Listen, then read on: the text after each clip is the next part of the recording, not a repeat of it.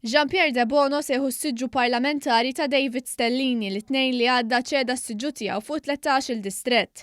Flaqa taħraq tal-eżekuttiv li waslet ukoll għar-riżenja ta' Mark Antony Samut minn President, De Bono kiseb 42 vot waqt li Kevin Kutajjar li kienet jiġi mbottat mill-fazzjoni tal-ex-kap Simon Busuttil kiseb 40 vot, żewġ voti biss anqas minn De Bono. Sorsi fid-Dar Ċentrali sostnew li l-kap nazzjonalista Adrian Delija rebaħ din it-taqtija partit maqsum.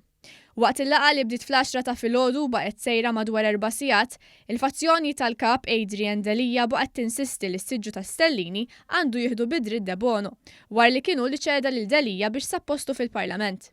Minkejja dan il-fazzjoni ta' Simon Busuttil opponit bil-qawwa u sa mit-tnejn li għadda marret fuq Facebook timbotta lil Kevin Kutajjar, kandidatu kunsilli Rawċi biex jieħu post Stellini. Il-firda fil-Partit Nazzjonalista tant kienet kbira li De Bono ntażel biżbrix wara li ġab żewġ voti biss aktar minn Kutajjar. Din id-deċiżjoni komplit toħroġ fil-beraħ il-qasma bejn il-fazzjoni ta' Delija u l-fazzjoni ta' Simon Busuttil. Bid-deputat nazzjonalista Chris Sajt jikteb fuq Facebook li l-Awċin huma diskustati u bir-raġun għal din id-deċiżjoni. U għażiet jgħid li qed jikkunsidra l-pass li jmiss mingħajr ma speċifika x'passi se jkun qed jieħu.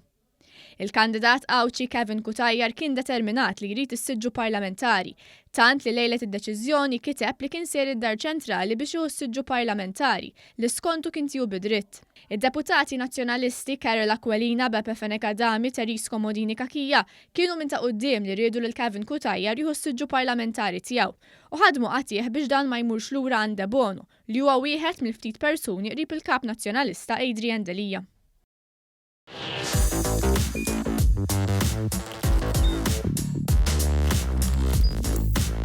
Idħol fuq one.com.mt u hemmhekk tista' tara l-programmi kollha li jxandru fuq One permezz ta' One Play.